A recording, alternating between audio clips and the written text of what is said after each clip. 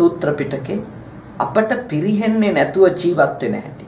මෙලොව පිරිහව ගන්නේ නැතු, පරලොව පිරිහව ගන්නේ නැතුව ජීවත් වෙන හැටි ගැන භාග්‍යවතුන් වහන්සේ අවධාරණයක් කරලා තියෙනවා. මං එයින් එක සූත්‍රයක් සප්ත අපරිහානීය ධර්ම පිළිබඳව දේශිත අපරිහානීය සූත්‍රයක් අංගුත්තර නිකායේ සප්තක නිපාතේ මං ඔබට කියලා දෙන්න හිතනවා. මොකද මේ රටට ඇවිල්ලා ඉගෙනගෙන තරුණ වියේ ජීවත් වෙන බොහෝ දෙනෙක් තමයි මේ දේශනාවේ මෙහි ග්‍රාහක පිරිස වෙන්නේ. දෙවයන්ට තව බොහෝ කාලක් මේ රට තුල ගොඩ නැගෙන්නට තියෙනවා. එතකොට ඔබ නොපිරිහි ඉන්න අවශ්‍ය කරන ධර්මතාත් මෙහිදී තේරුම් අරන් පිළිපදින්න. සප්ත අපරිහානීය සූත්‍ර අතුරින් මේ මම තෝරාගත්තු සූත්‍රය භාග්‍යවතුන් වහන්සේ දේශනා කරේ ලිච්ඡවීන්ගේ නියෝජිතයෙක්. මේ සමාවෙන් අජාසත රජුරුවන්ගේ නියෝජිතයෙක් වස්සකාර කියලා බ්‍රාහ්මණයෙක්. ආව භාග්‍යවතුන් වහන්සේ හමුවෙන්. ආවේ අජාසත රජුරුවන්ගේ ක්‍රියාකාරකම ගැන භාග්‍යවතුන් වහන්සේටත් පොඩි සංඥාවක් දීලා යන්න. මොකද ලිච්ඡවීන්ගේ රාජ්‍යය අජාසත් රජුරුව එක වෙලාවක තීරණය කරන ආක්‍රමණය කරන්න ඕන කියලා. ඒ වෙලාවේදී වස්සකාරට කිව්වල් මේ අජාසත් රජුරුව ගිහිල්ලා බුදුහාමුදුරුවන්ට දැනුවත් කරන්න මම ලිච්ඡවීන්ට එරෙහිව යුද වදින්නයි සූදානම් වෙන්නේ. එතකොට භාග්‍යවතුන් වහන්සේගේ අදහසත් දැනගන්න පුළුවන් වෙයි. වස්සකාර ඇවිල්ලා අජාසත් රජුරුව බුදුහාමුදුරුවන්ට වන්දනාමාන කරන බව, ගරු බුහුමන් කරන බව කියලා මේ යුද්ධයට යන්න හදන කතාවත් වටින් ගොඩින් පැහැදිලි කළා. ඒ වෙලාවේ බුදුහාමුදුරුවෝ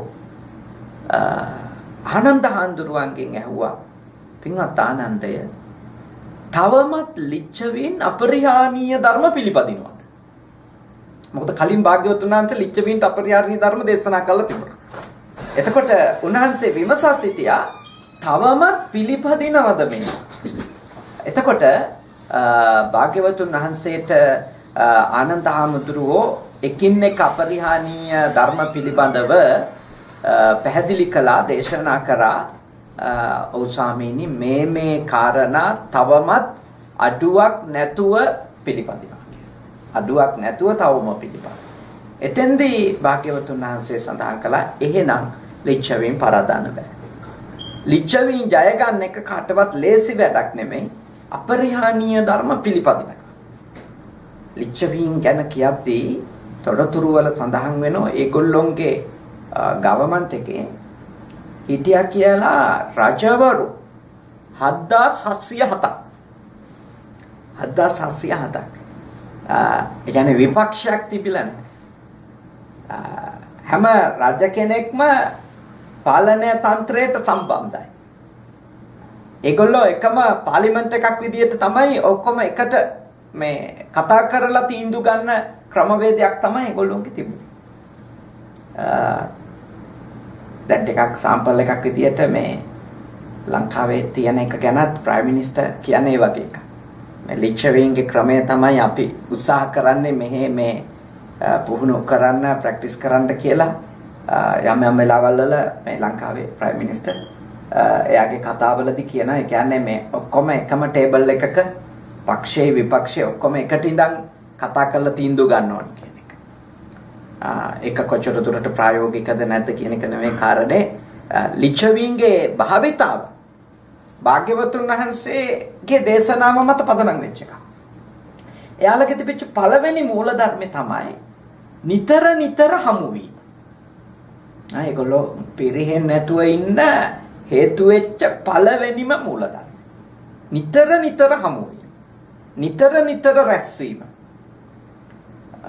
දැන් ඒක ගෘහස්තයින් වෙච්ච ඔබට ඔබගේ කුඩාම රාජ්‍යනේ, ඔබගේ පෞල් සංස්ථාව මේ ඒකකය නේද? මේකත් පොඩි රාජ්‍යයක් නේ. දැන්ට ගොඩක් තැන්වල රජයි රජිනයි ඉන්නවා. පස්සේදී මේ කුමාරවරු එයි, කුමාරිකාවෝ එයි තා කාලයක් යනකොට. නමුත් එය එතන පොඩි රාජ්‍යයක් වගේ. එතනට ආසන්නයෙන් ඉන්න අය ඉන්නවා, දුරින් ඉන්න අය ඉන්නවා. මේ විදියට ගත්තොත් මේ ඊටාම වටින ස්ථානයක් ගෘහය කියන්නේ. එතකොට දැන් ගෘහස්ත ජීවිතයක් ගැන ඔබගේ ගෘහස්ත සම්බන්ධකම් පිරිහිලා කඩන් වැටිලා යන එක නවත්ත ගන්න නම් භාග්‍යවතුන් වහන්සේගේ ඉගැන්වීමට අනුව ඔබ කල යුතු වටිනම දෙයක් තමයි නිතර හමු වෙන්න අවස්ථා හදාගන්න එක. ගෙදර ඉන්න අයම නිතර හමු වෙන එක. මේ වගේ රටකදී අත්‍යවශ්‍යයි. මොකද හේතුව හැමෝම කාර්යබහුලයි. හැමෝටම බොහෝ වැඩ තියෙනවා. මොකද වැඩ නොකරොත් මේ වගේ රටවල් වල පවතින්න බෑ. ලංකාවේ නම් මීට වඩා පහසුවෙන් ජීවත් වෙන්න පුළුවන් බව ඔබට දැන් තේරෙනවානේ. ලංකාවේදී හිතුනේ නම් ඇමරිකාවට ගියොත් ලේසි වෙයි කියලා. හොඳට ඉන්න එක. නමුත් මෙහෙට ආවට පස්සේ ඔබට වැටහෙනවා ඇති ලංකාවේ ජීවත් වෙන එක ක්‍රමයක් විදියට පහසුයි. මෙච්චර මහන්සි වෙලා මෙච්චර රිස්ක් එකක් අරගෙන හැම තිස්සෙම මේ අතිශයින් කාර්යබහුල වෙලා ඒ වැඩේටම ඇරිලා ඉන්න ඕනි නෑ කියන එක ඔබට මෙහෙතාවන් තේරෙනවා. මෙහෙ ටිකක් දුෂ්කරයි. දැන් මේ කාර්යබහුලකම ඇතුළෙම තමයි ඔබ සූදානම් කරගන්න ඕනේ හමු වෙන්න අවස්ථාව. මොකද කාර්යබහුලකම කියන එක අපිත් එක්ක කටයුතු කරන අනිකා මග ඇරලා ඉන්න පොඩි සමාවට කරුණක්. ඒ අපේ මනසම හදලා දෙනවා මට වැඩින්දා හමු වෙන්න වෙලාවක් නැතේ. මට වැඩ අධිකයි. හැමදාම වැඩ ඒ හින්දා අද අපිට හමු වෙන්න බෑ. කියන එක අපි හැමතිස්සෙම ඒ කාර්යබහුලකම කියන එක කියනවා සමාවට කාරණයක් විදියට. මම ඔබට යෝජනා කරනවා ඒ මානසික වංචාවෙන් ගැලවෙන්න කියලා. ඔබේ මනසම ඔබ රවට්ටන තැනක්. අනිත් එක්කෙනා මග අරින්න ඕනි එක ඔබට මේ වෙන කාරණා වලින් ඕන වෙන්නේ. මග අරින්න ඕන එක. හැබැයි ඒක අපේ මනසම අපිට වංචනිකව උගන්වනවා නෑ ඔයා මෙයා මග අරිනව නෙමෙයි. මේ ඔයාට වැඩි. එතකොට ඒකෙදි අපි හරීම පරිස්සම් වෙන්න ඕනේ. ගෘහස්ත ජීවිතවල සාර්ථක වෙන්න බෑ. පිරිහෙන එක නවත්ත ගන්න බෑ. හමුවීම ඔබ කඩකප්පල් කරලා දැන්. හමුවීම ඔබ මග ඇරියොත්. ඇත්තටම කිව්වොත් මේ හමුවීම කියන එක ගොඩක් ප්‍රශ්න අවම කරන කාරණා. මෝන දෙනවා කියන එක. මෝන දෙන්න වෙනවා කියන එක ගොඩක් ප්‍රශ්න අවම කරන කාරණයක්. මා දන්න එක මේ ව්‍යාපාරික මහත්මයෙක් මට අපූර්ව කතාවක් කිව්වා. එයා කොහොමද එයාගේ පුතණුවරු දෙදෙනා මේ සංස්කෘතියේ තියෙන විනාශකාරී දේවල් වලින් බේරගන්න පාවිච්චි කරපු උපක්‍රමය කියලා. දැන් ඔබ දන්නවා කොළඹ නාගරික ඉහළ සමාජයේ දිනවලට නැත්තම් රාත්‍රී යාමේ තියෙන පාටි එකකට අවුරුදු 17 18 වෙච්ච ළමයින්ට යන්න නොදුන්නොත් ප්‍රශ්නයක්. ඒගොල්ලෝ ජීවත් වෙන ඒ සමාජය එක්ක ගැටෙන්න නම් යන්න දෙන්න වෙනවා. දැන් එතුමාටත් එතුමාගේ දරුවෝ සම්බන්ධව යන්න දෙන්න වෙන තීරණය ඇවිල්ලා තියෙනවා. හැබැයි එතුමා එක දෙයක් කරලා තියෙනවා. යන්න එපා කියලා නීති දාලා නැහැ. මොන හේතුවක් නිසාවත් එයාලට යාළුවෝ ඇසුරු කරන්න එපා කියලාත් නැහැ.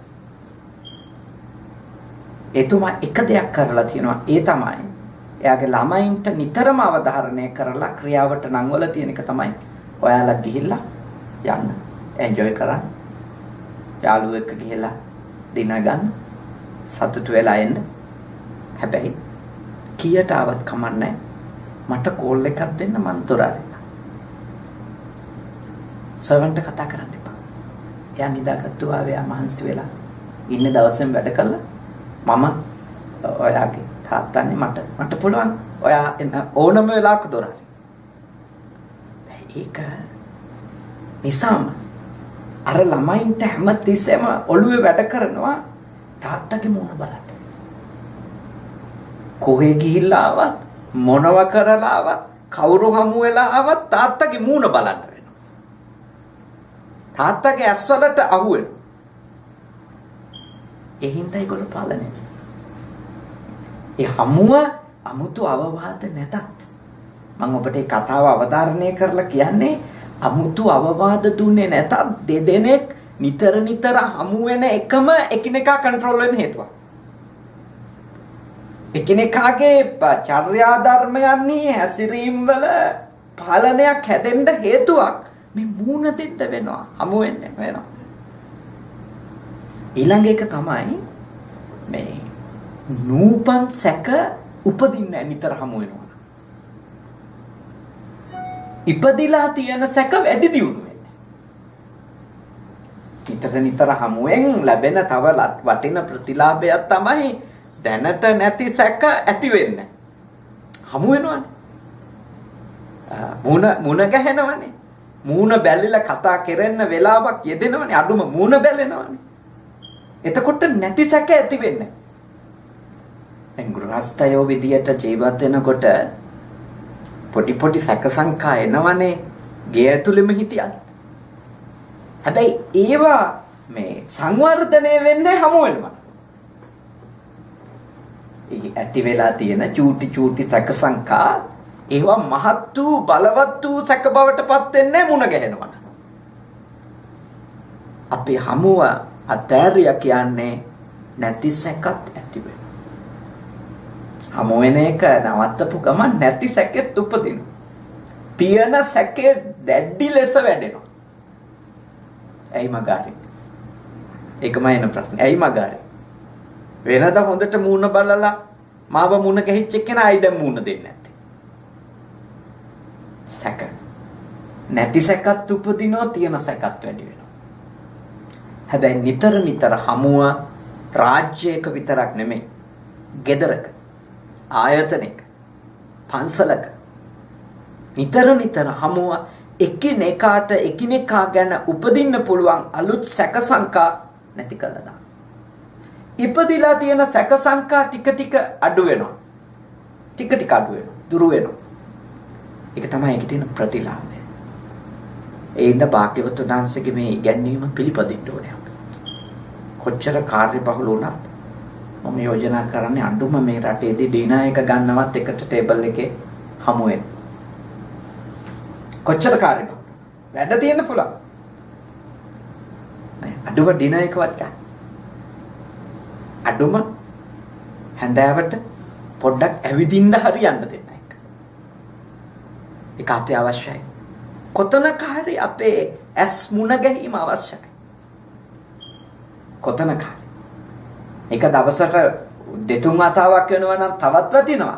ඒත් බැරිම නම් එක වතාවක් පවත්ත ගන්න ඕන. අපේ රටේ පෞල් සංස්ථාවේ තියෙන අතිශයින්ම අතෘප්තිකර තත්වයන්ට ප්‍රධාන හේතුව මව් සහ පියා අතර හමුව බිඳ වැටීම. ඔතන ලංකාවේ පෞල් සංස්ථාවේ තියෙන අතෘප්තිකර බවට, අසහනකාරී බවට, පීඩාකාරී ඒගොල්ලෝ එකිනෙකා එකට හිටියට තාම මේ මානසික පීඩාවන් ගෙවන්න. මේ අපේ රට ඇතුලේ මේ අධික ලෙස ඇල්කොහොල් භාවිතා කරන පිරිසක් බිහිවීම ඊළඟට මේ ඊටාම අර මේ මොනවද ඒකට කියන්නේ අපි මේ දිනපතා යන මෙගා ටෙලිඩ්‍රාමා වලට ඇඩික්ට් වෙච්ච පිරිසක් බිහිවීම ඒ පවුලේ කඩන් වැටීමේ මේ සංඥාව. පවුල කඩන් වැටිලා කියන එක තමයි ඒව ඇතුලෙන් අපිට දෙන සංඥාව. හේතුව ඒගොල්ලන්ට වෙන හමු වෙන්න කෙනෙක් නැහැ. ඒගොල්ලෝ තෘප්තිමත් වෙන මොකක්වත් නැහැ. එතකොට ඒගොල්ලෝ දැඩි ලෙස වෙන දේවල් ඇතුලේ දවස ගෙවා ගන්න. ඒක තමයි මේ පෙන්වුම් කරන්නේ. අපේ රටේ එච්චර මේ නාට්‍ය වලට ඇබ්බැහි වෙච්ච පිරිසක් ඉඳීම ඔබට හිතා ගන්න බැරි වෙයි. ලංකාවට ගියපු වෙලාවල් වල බලනකොට මිනිස්සු පැය ගණන් නාට්‍ය බලවල ඉන්නේ හැටි.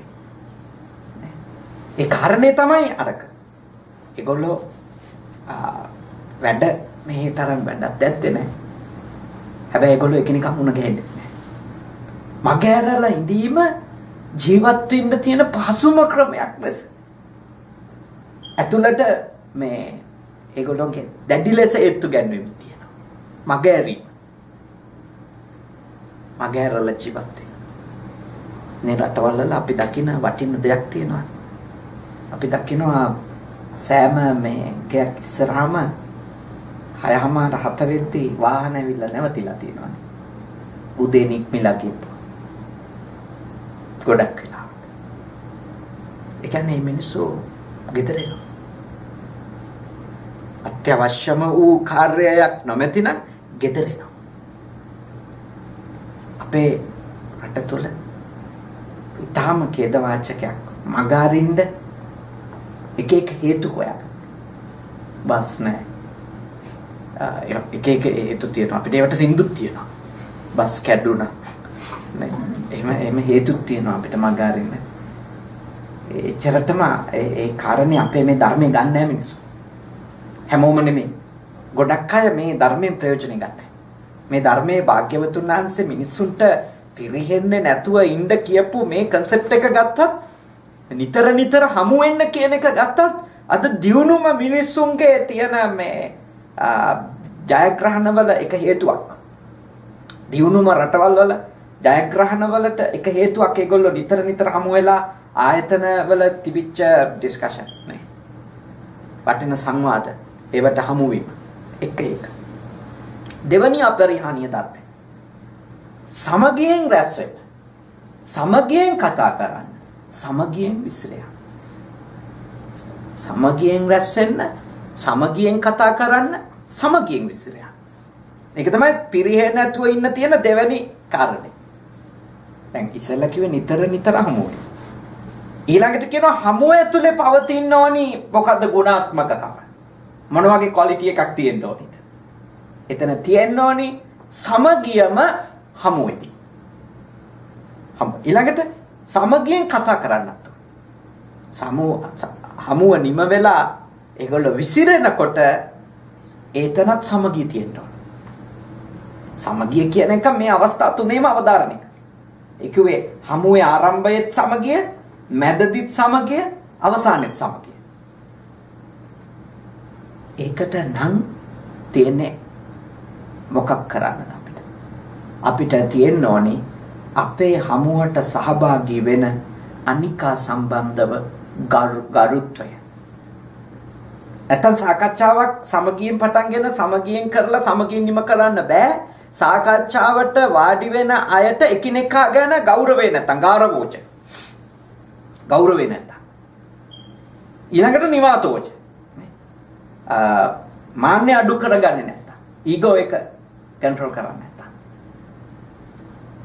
මොකද එකක් තමන්ගේ වැරදි පිළිගන්න, තමන්ගේ දුර්වලකම් ඔළුව නමලා හදාගන්න එයාට තියෙන්න ඕනේ අනතිමානිකමක්. එතකොට අර සාකච්ඡා රණ්ඩුවෙන් නිම වෙන්නේ නැහැ. සමගින් නිම වෙනවා. මොකද එයා මාන්නය අඩු කරගෙන, මාන්නය පාලනය කරගෙන එයා කල්පනා කරනවා ඔව් මෙයා මන් සම්බන්ධව ඉදිරිපත් කරන විවේචනය හරි. මන් නිවැරදි වෙන්න. අඩුම පළවෙනි පියවරේදී මම මේ වැරද්ද බාර ගන්නවා. ඒක හරි ගස්සන්න පනින්නේ නැහැ. ඒකට හේතු කියන්නේ නැහැ. භාග්‍යවතුන් වහන්සේ මේ සමගියෙන් කතා කරලා සමගියෙන්ම නැගිටින්න කියන එකට මේ අවධාරණය කරන දේ අනිකාට ගරු කරන එක තමයි එතන ගාරවෝච ගරු කරන්න කියන කාරණේ. තමයි සමගිය තියාගන්න තියෙන හොඳම දේ. අනන්‍යතා දෙකක් වුණත් එකට එක්ක අහුවෙලා ඉන්නේ. එක්සැම්පල් එකක් කිව්වොත් සමහර වෙලාවට මේ කතෝලික මේ නෝන කෙනෙකුයි බෞද්ධ මහත්තයෙකුයි විවාහ වෙලා. දැන් ඒගොල්ලන්ට උනත් එකට ඉන්න පුළුවන්. කොහොමද එකට ඉන්න පුළුවන් වෙන්නේ? ඒගොල්ලෝ එකිනෙකාට ගරු කරනවා. එකිනෙකාගේ විශ්වාසවලට hina වෙන්නේ නැති වෙන්න. එකිනෙකාගේ පිළිපැදීම් වලට විහිළු කරන්නේ නැති වෙන්න. අන්න එතකොට අර සාකච්ඡාවකදී කතා බහකදී අසහනයක් දැනෙන්නේ නැහැ. අසහනයක් දැනෙන්නේ නැහැ. මම පහත් කරනවා කියන මාව මේ බිමට පාගලා දානවා කියන හැඟීම කෙනෙකුට සාකච්ඡාවක එන්නේ නැතිකොට ඒ සාකච්ඡාව හරීම සාර්ථක සාකච්ඡාවක්. අපේ ගොඩාක් සාකච්ඡා බිඳ වැටෙන හේතුව තමයි ලෝකේ කොයි රටේ කොතන සිද්ධ වෙන සාකච්ඡා වුණත් බිඳ වැටෙන්නේ ඒ සාකච්ඡාව ඇතුලේ අනිත් එක්කෙනාට අවමන් කරනකොට. අවමන් කරලා වචන කියනකොට, අවමන් කරලා ඉඟි පළ කරනකොට, අවමන් කරලා අවමන් විදියට මේ එයා සම්බන්ධව ප්‍රකාශන ඉදිරිපත් කරනකොට හිත කැඩෙනවා. මෙතන මට වටිනකමක් එන්නේ නැහැ කියන හෝ මගේ අදහසට ඉඩක් ලැබෙන්නේ නැහැ කියන එක කෙනෙකුගේ ඇතුළට දැනුණට පස්සේ එතන සාකච්ඡාවක් යන්න බෑ. එන්න ඔබේ ගෙදර ඔබ නැටි ලෙස තේරුම් ගන්න ඕන එක තමයි අනන්‍යතාවය, හැකියාව, කුසලතාවය, පින වෙනස් වෙන්න පුළුවන්. ඒත් ඒ වෙනස්කමට කරු කරා. ඒ වෙනස්කමට කරු කරා. හැමෝටම හැමදේම බෑ එක සමාන. හැමෝටම හැමදේම ලැබෙන්නේ නැහැ එක සමානව.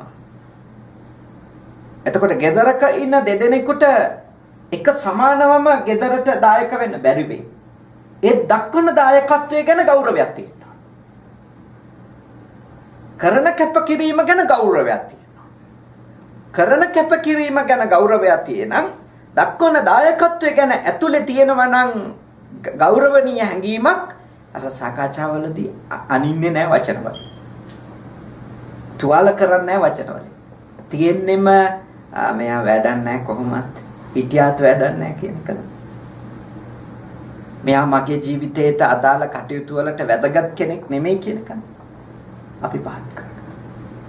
එතකොට කිසිම සාකච්ඡාවක් සාමකාමී වෙන්නේ නැහැ. එහෙනම් ඔබ තරුණ විවාහකයෝ මාද විනෝනා රෂන් මහත්තයා හත්සිතට එලානිනේ මේ තරුණ විවාහකයෝ. මෙතෙන්ට එකතු වෙලා ඉන්න එයාගේ යාළු මිත්‍රයෝ තරුණ විවාහකයෝ. මම යෝජනා කරනවා ඊටාම සරල දෙයක් මෙතන මේ තියෙන්නේ නේ. respect others කියන එකනේ. අනිත් අයට ගරු කරන්න. අනිකාට ගරු කරන්න. මොකද හේතුව අනේකාට ගරු කරනකොට එතන සාමය උපදිනවා. සාමය උපදින්නේ මේ මහා ලොකු ගැඹුරු දාර්ශනික සංවාද වලින් නෙමෙයි. එහෙම සාකච්ඡා කරලත් අවමන් කර නම් hina වෙන්නේ. ඒ සාකච්ඡාවේ තිබිච්ච දේවල් ගැනත් කතා කරපු දේවල් ගැනත් පස්සේදී hina වෙනවා නම් එතන සාමය උපදින්නේ නැහැ. සාමය උපදින්නේ අපේ ඇතුලේ අනිකාට තියෙන ගෞරවය. එතනදී ගෙදරට මුදල් ගේන එක්කෙනාද, ගෙදර වැඩ කරන එක්කෙනාද කියන එක ඒක තරාදි වලට දාන්න එපා. කවුද වැදගත් කියලා දාන්න එපා තරාදි වලට. මොකද සල්ලි ගේන කෙනා වගේම උයන පියන කෙනා, අතුපතු ගාන කෙනා ඒ කාර්යභාරයත් අර සල්ලි වගේම වටින එක. එහෙනම් එකක් වැඩි අනිත් එක අඩුයි කියන තැනට ගියොත් ගණන් හැදුවොත් අඩු වෙන්න පුළුවන්. නේ? විද්‍යාත්මකව පෙන්වලා දෙන්නත් පුළුවන් වෙයි. ඒත් ඒ අනන්‍යතාවයේ දායකත්වය ඒ වෙනස් එක්ක ක්‍රියාවක් කරන එක්කෙනාගේ දායකත්වය මගේ ජීවිතයට උදව්වක් වෙලා තියෙනවා කියන එක කවුරු හරි පිළිගත්තා. ඒක ඉදර පිළිගන්නේ. අපේ මිනිස්සු අතර මෙන්න මේ චෛතසිකේ උපදවන එක අපි කරන්න ඕන එකක්. ලංකාවෙත් කරන්න ඕනේ. මේ ලෝකේ කොයි රටෙත් කොයි ජාතීන් අතරත් ඒක ඇති කරවන්න ඕනේ. අනිත් එක්කෙනාගේ කැපවීම ගැන අගයක් දෙන්න. එයාට වටිනකම දෙන්න. එතකොට ඒක ඇතුලේ අපේ ඉරියව් වලින් අනිත් එක්කෙනාට තේරෙනවා. මට අවමන් කරනවද? ගරු කරනවද? මං ගැන අගයක් තියේද නැද්ද? ඊටාම නූගත් බුද්ධියෙන් හීන මිනිස්සු මේක ඇතුලේ තියන් ඉන්නව විතරක් නෙමෙයි එළියට දාලා අනිත් එක්කෙනාට sannivedanit කරනවා. ඒ නූගත්කම බුද්ධියක් නැතිකම විසින්ම කියනවා වැඩක් නැහැ ඔයාලා කියලා. ඔයා නැතත් මට පුළුවන් කියලා. නැතත් පුළුවන්. ඒක ඇත්ත. කවුරුවත් නිසා කවුරුවත් ලෝකේ පවතින්නේ නැහැ. ඒත් අනිත් එක්කෙනා කරලා දෙන දේ අපේ දේවල් වලට පහසුවක්. ඒක ගැන අගයන්ති. ඉඳ ගෙදර පොඩි දරුවන්ට පවා කරු කරා. මෙහෙදී පොඩි දරුවන්ට අපි අවමන් වෙන විදියට හැසිරෙන්නේ නැත්තේ නීති බලවත් නේ. නීතිය ළමයින්ට අවමන් වෙන ඒවා කරන්න බෑ. අපේ නම් ලංකාවේදී අපි දකින්නේ ඉස්කෝලේ ගිහිල්ලා අරන් යන ගමන් ළමයින්ට හන්දියේදීම කුඩෙන් ගහ ගහ යන අම්මලානේ. ඕනතරම් මම දැකලා තියෙනවානේ. පාර දිගේ ගහ ගහ අරන් යන්නේ. අඬනකොට ඇද්දගෙන යනවා තව දෙකක් යනලානේ. ඒ මම දැකලා තියෙනවා මේ ඕනතරම් මම සමහරුන්ගේ වාහනේ නවත්තලා අහලා තියෙන ඔයාගේ ළමයා කියලා. මොකද එහෙම ගහනකොට පාරවල් එතකොට ඔව් කියලා ඇදලා ගන්නවා. මේ ඒත් මම අහලා තියෙනවා ඇයි වාගේ ළමයාට මෙහෙම අවමන් කරා. මොකද ඒගොල්ලෝ එතකොට කියන්නේ ආම්තුරුනේ වැරද්ද දැක්ක තැන හදන්න ඕනේ. ඒ හින්දා තමයි අපි මෙතෙන්දිම ගහන්නේ කියන්නේ. මේ ඒක ඒ ළමයාට ඒ ළමයා ගැන ගෞරවේ අහිමි කිරීම. අපි අනිත් අය ඉස්සරහ කෙනෙකුට අවමන් කිරීම කියන්නේ වචන වලින් හරි, ගිබිඟි වලින් හරි, ක්‍රියාකාරකම් වලින් හරි අනිත් එක්කෙනාට හිංසාවක් කරලා යා පහත් කරොත් ඉස්සෙල්ලාම ඒ අවමානයට ලක් වෙන එක්කෙනාගේ හිත තුළ එයා සම්බන්ධව ඊටාම නිෂේධනීය නෙගටිව් තින්කින් නේ නිෂේධනීය සිතුවිලි ප්‍රමාණයක්. මං වැඩකට නැති කෙනෙක්, මට හැකියාවක් නැති කෙනෙක්, මම මේ කවුරුත් ඉස්සරහා ගුටි කණෙක් කෙනෙක්, හැමෝම ඉස්සරහා බැනුම් අහන කෙනෙක් කියන ඊටාම නිෂේධනීය චෛතසික යාගේ හිතේ ඇති වෙනවා. මොකද අකණ්ඩව ඒක ඔලුවට දානවා, හන්දියේදී ගහනවා, එනේන නෑයට කියනවා මෙයාට බෑ, මෙයාට ඉගෙන ගන්න බෑ, අපි දුක් විඳට වැඩක් නැහැ නේ. එහෙම කී බයින්නේ අපේ කෙවල් වල. ඒවා ළමයින්ට කරන්න හොඳ නැහැ. ඒවා ළමයින්ට කරන එක ඒ ළමයින්ගේ මේ පෞරුෂය ඊටාම හීනමානෙන් පිරිච්ච පෞරුෂයක්, ඊටාම දුර්වල පෞරුෂයක් බවට පත් වෙන්න හේතුවක්. හැමතිස්සෙම කියන්නේ බුදුහාඳුරුව චූටි දේ තගේ කරා, සුළු දේ තගේ කරා. විශිෂ්ට දක්ෂතාවලට විශිෂ්ට ඇගයීම් දෙන්න. ඒකනේ 80 ශ්‍රාවකයෝ ඉන්නේ. 80 ශ්‍රාවකයෝ භාග්‍යවතුන් වහන්සේ අර මේ දසදහස් ගාණක් භික්ෂූන් අතුරින් විශිෂ්ටමය තෝරලා කියන මෙයා තමයි මේකේ ඉන්න මේ දක්ෂම කෙනා. කුමාර කස්සපෝ නාම මහේසී චිත්‍රවාදකෝ. විචිත්‍රම ධර්ම දේශනා කරනවා නම් ඒ කුමාර කාශ්‍යප බුදුහාඳුරෝ කියන්නේ. බහුශ්‍රුත ධර්මදර මේ භික්ෂූන් අතරින් නම් ආනන්ද හාමුදුරුවෝ. යාගේ මතක ශක්තිය ඩේටාබේස් එකක් විදිහට හරි බලන්න. හැබැයි තාම සියුම් කාරණා, සුළු ගාතාවක තියෙන ගැඹුරු කාරණා ඉක්මනින්ම තේරෙන හාමුදුරුවරු අතර නම් සරියුත් හාමුදුරුවෝ. මහා ප්‍රඥාවන්තයා. ඇගීමනේ. එතකොට භාග්‍යවතුන් වහන්සේ වෙතින්ම ඒ වගේ ඇගීමක් ලැබෙනකොට ඒ සායනාංශලා කොච්චර මොටිවේට් වෙලා ඉන්නේ නැද්ද වැඩ කරා නේ. භාග්‍යවතුන් වහන්සේම අගය කරනකොට ඒ හින්දා ඔබ හැමතිස්සෙම උත්සාහ කරන්න පොඩි ළමයාට පවා තරාතෙරම නොබලා ගරු කරන්න. එතකොට එයාගේ එක්ක සිද්ධ වෙන හමුව ආරම්භයත් සාමකාමී වෙයි, මැදත් සාමකාමී වෙයි, අවසානයත් සාමකාමී වෙයි. කරු කරන ඊළඟට තරාතිරම නොබලා ඔබගෙන් වෙච්ච අඩුපාඩුවක් තියෙනවා නම් ඒක ඔබ අනතිමානීව ඔළුව නමලා පිළිගන්න. ඒක අවශ්‍යයි. ඒකෙදි ඔබේ තනතුර, සල්ලි, ඔබ මේ ගෙදර පවත්වගෙන යන්න කරන දායකත්වය ඒවා එකක්වත් කාරණා බවට පත් කරගන්න එපා වැරද්ද පිළිගන්න. ඉඳ කවුරුත් මේ නීති රීතිය නේ ඒකට ඔළුව නමන්න. කාටත් පොදු වෙන්න. ගෙදර හැමෝට ඒ අනතිමානීකමත් ගරු කිරීමත් දෙක මම විශ්වාස කරනවා ඔය දෙවෙනි අපරිහානීය ධර්මයට උපකාරක ධර්ම. ඔය කෘතිමව කරන්න බෑ නේ. බොරුවට කරු කරන්න ගත්තොත් ටික දවසක් කරන්න. ඒක ගැඹුරු අවබෝධයක් ඇතුලේ කරොත් ඒක ටික දවසකින් ඉවරයි නේ. ඒක ජීවිතේ පුරාම තියෙන එක. ඉතින් ඒ ඇත්තටම මේ පොඩි ළමයින්ට තමයි අපි උගන්වන්න දඟලන්නේ වැඩිහිටියන්ට ගරු කරන්න නේ. ඒ වගේ කාරණා. ඒත් ඇත්තටම ඒවා මේ පොඩි ළමයින්ට උගන්වන්න තියෙන එහෙම පොඩි ළමයින්ට ඒවා උගන්වන්න අමාරුයි. මොකද ඒගොල්ලෝ තාම පොඩි ළමයි. ඒගොල්ලන්ට ඒ ගරු කිරීම කියන එක තේරෙන්නේ නැහැ. ගරු කිරීම කියන එක ඉගෙන ගන්න ඕනේ වැඩිහිටි මිනිස්සු.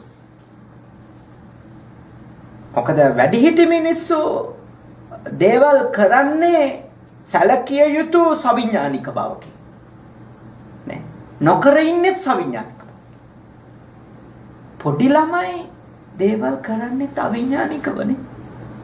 හරියටම තේරුම් අරන් නෙවෙයි පොඩි ළමයි දේවල් කරන්නේ. දැන් අපි පොඩි කාලේ ගුරුවරුන්ට ගරු කරේයි. නේ. අම්මට තාත්තට ගරු කරේයි. තේරුම් අරගෙනද? නෑනේ. පළවෙනිම හේතුව තමයි අපි අම්මටයි තාත්තටයි ගුරුවරුන්ටයි ගරු කරන ඒගොල්ලොන්ගෙන් ලැබෙන්න තියෙන ලාභ වෙන අයට යන එක වළක්ව ගන්න. නේ. ඒකට යන්නේ මොනවා හරි හම්බෙන ප්‍රශංසා හරි ටොෆි හරි නේ. මොනවා හරි වෙන මේ එක ටුවර් වලට හම්බ වෙන පොඩි නෑදෑ ගෙවල් වල එක්ක කරන් යන්න හොඳ මිනිහා වෙලා ඉන්න ඕනේ. අනේ මගේ අතිශය මේ චූටි කරුණ වලටනේ අපි අම්මලට ගරු කරන බව පෙන්වලා තියෙන්නේ. ගුරුවරුන්ටත් එහෙම. ඊළඟට ගුටි කන්න වෙයි කියලා බයට. ඊළඟ කාරණේ ඉච්චරයි නේ. ගුටි කන්න වෙයි කියන බයට අපි ඒගොල්ලෝ දැක්කත් නැගිටිනවා. ඒකනේ අපි පන්තිය ඉහළ යන්න ගුරුවරු එනකොට බාගෙට නැගිටෙන්නේ. ඒක කතාව ඒක ඒ කියන්නේ අපේ මේ මේක ගැඹුරු අවබෝධයක් ඇතුලේ කරන එකක් නෙමෙයි. එකක් බාය ලබා ගැනීමේ තෘෂ්ණාව, අහිමි වීමට එරෙහිව තෘෂ්ණාව, ඒවා විසින් කරන ගරුත්වයන් නියම ගරුත්වයන්. ප්‍රඥාව ඇතුලේ, තේරුම් ගැනීම ඇතුලේ, අවබෝධ කර ගැනීම ඇතුලේ යම් කිසි කෙනෙක් අනිකට ගරු කරනවා නම් එතන තමයි නියම ගරුත්වය. ඒක මං හිතන්නේ වැඩිහිටියෝ අතර ඇති වෙන්නේ. ඒක වැඩිහිටියෝ අතර දැන් ඔබතුමාලා අවුරුදු 25 30 පහු කරපු අය දැන් ඔබ අම්මගේ ගාව තාත්තගේ ගාව දන ගහලා කකුල් දෙක අල්ලලා වදිනවා නම් ඒක අර අවුරුදු 7 දී වැඳපු එක නෙමෙයි. දැන් එච්චර ඔබට යාලා ගාව මේ දන ගහන්න අයියක් එන්නේ මේ ඒගොල්ලොන්ගෙන් ලබා ගන්නවත් අහිමි වෙන එක නවත්ත ගන්නවත් නෙමෙයි. ඒගොල්ලෝ ඔබට දායාද කරපු ජීවිතය සහ ඒගොල්ලොන්ගේ තියෙන ඇත්තටම මේ ಗುಣ අඳුනගෙන මේවට වඳින්න ඕනේ අපි කියලා එන චෛතසිකයක්. ඒක වෙනම එකක්. ඒක අර පොඩි කාලේ ආවේ නැහැ, එන්නෙත් නැහැ පොඩි කාලේ. ඒ හින්දා හොඳට තේරුම් ගන්න වැඩිහිටියෝ තමයි ගරු කරන්නේ. වැඩිහිටියෝ ගරු කරනවා නම් එකිනෙකාට රණ්ඩු වලින් 90%ක් ඉවරයි. රණ්ඩු වලින් 90%ක් ඉවරයි ගරු කරනවා නම්. ඒ එකම එකත් ඇති. ගරු කරා. ඒ හින්දා ඔබට මේ රටවල් වල නීතිය තද හින්දා හොනේ මේවා ඉතින් යම් කිසි ආකාරයකට ලෝ ඇන් ඕඩර් කියන එක තියෙනවානේ. ඒක හින්දා මේ රටවල් වල ගරු කරනවා. මම කියන්නේ ඒක දඬුවම් ගැන හිතලත් නෙමෙයි අපි ගරු කිරීම කරන්න ඕනේ තේරුම් ගැනීම ගැන. එතකොට තමයි ඒක කුසලයක්. දඬුවම් ගැන හෝ ලාභ ගැන හිතලා ගරු කරනකොට ඒක කුසලයක් නෙමෙයි. ඒක නිකන් තව මේ සිද්ධ වෙන පුහුණුවක් යටත් වීමක්. වහල් වීමක්. ඒත් ඒක අවබෝධයෙන්ම කරනකොට ඒක ඔබ මේ භවයේදී සංසාර ගමනට ඇති කරගන්න ඊටාම විශිෂ්ට කුසලයක්. ඒක ඊළඟ භවවල ඔබ අනිත් එක්කෙනාට ගරු කරනකොට ගරු කරන්න පොඩි කාලේ ඉඳලම කැමැත්තෙන් පටන් ගන්නවා. කවුරුත් යොදවන්න ඕනේ. කැමැත්තෙන් ගරු කරනවා. මොකද මේ භවයේ ඒක පුරුදු කරලානේ. මේ භවයේ හොඳට පුහුණු වෙලා යන කාරණයක්. ඒ නිසා ඒක හොඳට තේරුම් ගන්න, සමගියෙන් හමු වෙන්න, සමගියෙන් කතා කරන්න, සමගියෙන් විසිර යන්න කියන එක තමයි ඔබට කියන දෙවනි අපරිහානීය ගුණය. දෙවනි අපරිහානීය ගුණය ඒක. තුන්වෙනි අපරිහානීය ධර්මය. තුන්වෙනි අපරිහානීය ධර්මය තමයි භාග්‍යවතුන් වහන්සේ උගන්වනවා නොපැන වූ නීති පනවන්න එපා. ඉක්මනින් එන්න.